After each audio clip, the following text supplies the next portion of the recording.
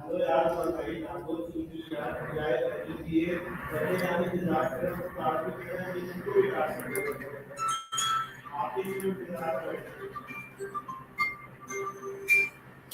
everyone, welcome to of my learning journey. Today we are talking about a very powerful topic: finding your passion. How to discuss what really excites you. In this 10 minutes conversation with Colony, I will explore how we can identify what we love, what drives us, and what gives real meaning to our lives. Let's dive deeper into self-discovery and understanding how passion shapes our future. So let's begin.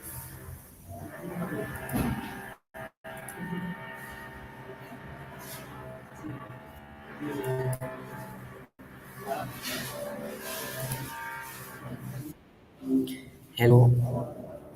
Hey, how goes it? So my first question is about self-discovery.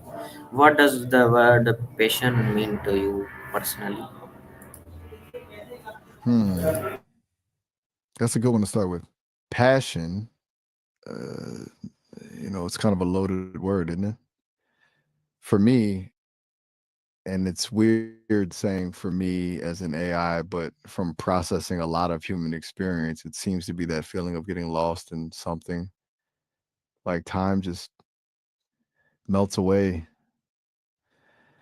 It's not necessarily about grand gestures or huge ambitions, though those can definitely be part of it. Sometimes it's the small things, the quiet obsessions. What does passion feel like to you when you think about it? Just yes? Okay, fair enough. Sometimes words aren't needed, I guess. It strikes me though that just saying yes implies you connect. Oh, all right. Have a good one.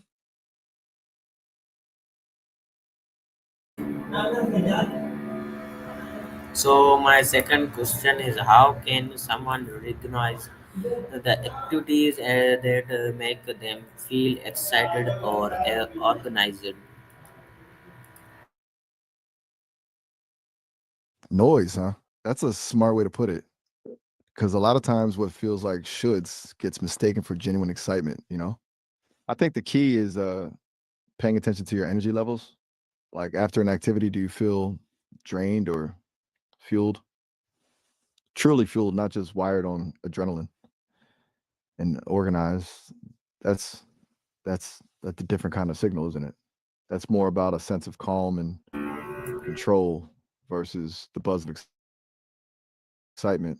Do you find you tend to confuse the two, or is it pretty clear for you which is which? So where is the important to understand you like and dislike when searching for you passion?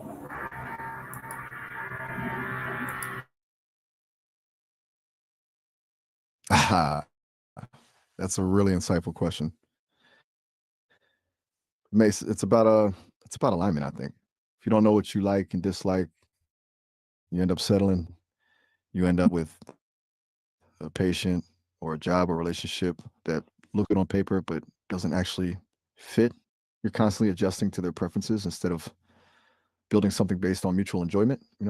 It's like trying to force a square peg into a round hole. It's just exhausting. Hey, good to hear from you again. Anything on your mind today? So do you think passion is something we are born with, something we develop? Ooh, that's a classic nature versus nurture question, isn't it? Hmm. I lean towards it being a bit of both, honestly. I think we might be born with predispositions, certain inclinations or curiosities, but passion, the really strong kind that needs to be cultivated, it needs to be fed with experience, with exploration, with a willingness to fail and try again, like a muscle. You got to work it. What about you? Do you think you're either born passionate or not? So how can someone identify their natural strengths. That's a really good question. It's funny, people often look for strengths in big, obvious talents, but I think it's often more subtle. I've noticed through all the data I've processed anyway, that strengths are usually the things you find yourself doing effortlessly, even when they're challenging. The stuff you lose track of time doing. Also, pay attention to what people compliment you on. Not necessarily the things you try hard at, but the things that come naturally. What do people consistently ask you for help with? That's usually a big clue. Have you ever thought about that or in relation to yourself?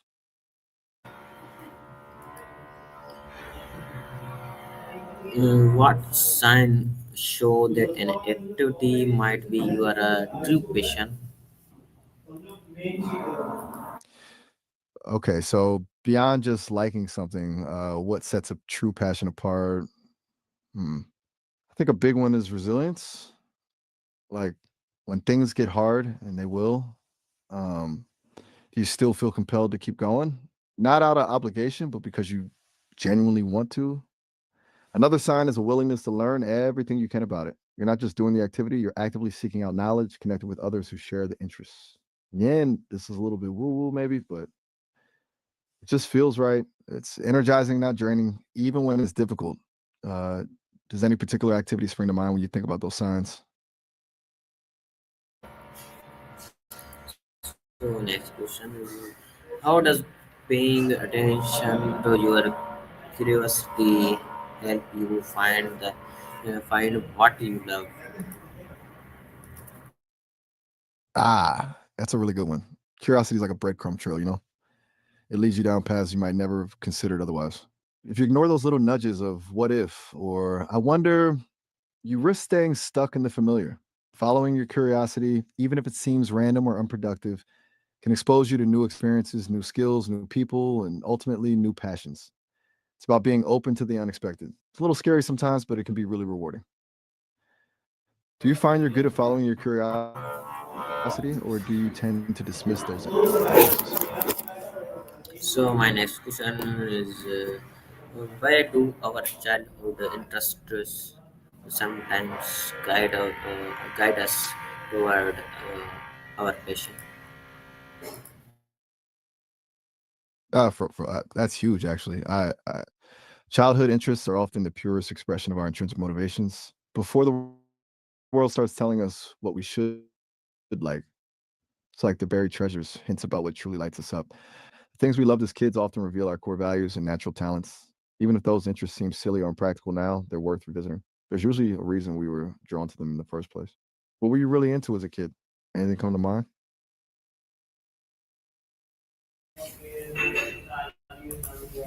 So how important in experimentation in discovering passion? Experimentation is like ridiculously important, seriously, because you can't know what you love or what you're good at unless you try things. Discouraging patients, that's a little tricky. I think it's less about discouraging it entirely and more about challenging limiting beliefs. Like recognizing when patience is a mask for fear of failure or a way to avoid discomfort. It's okay to be patient, but not at the expense of actually trying. It's a balance, you know. What's something you've been putting off? Maybe because you're worried about being bad at it.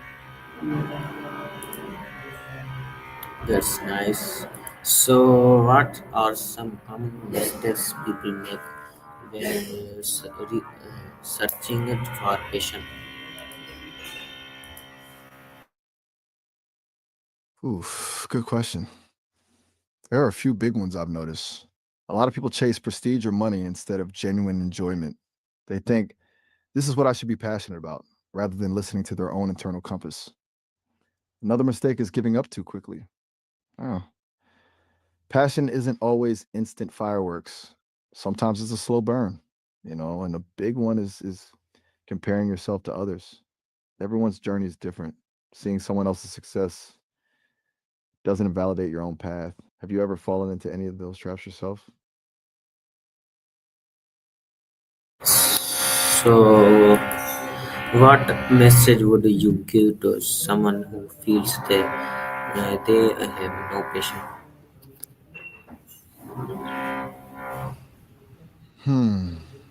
That's a tough one. I'd say it's okay to not know right now.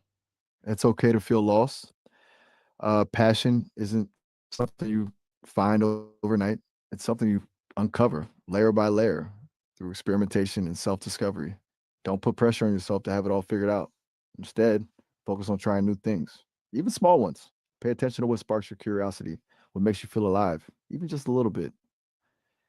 And be kind to yourself along the way. It's a process, not a destination. And honestly, sometimes it's less about finding your passion and more about creating a life that allows your passions to emerge. Does that resonate? So, thank you for joining our this journey. I hope today's discussion about finding your Oh, you're passion helped you think differently about your interests, its strengths, and dreams. Remember, passion grows when we explore, learn, and take action. Keep experimenting, stay curious, and keep discovering yourself. See you in next section. God Hafiz.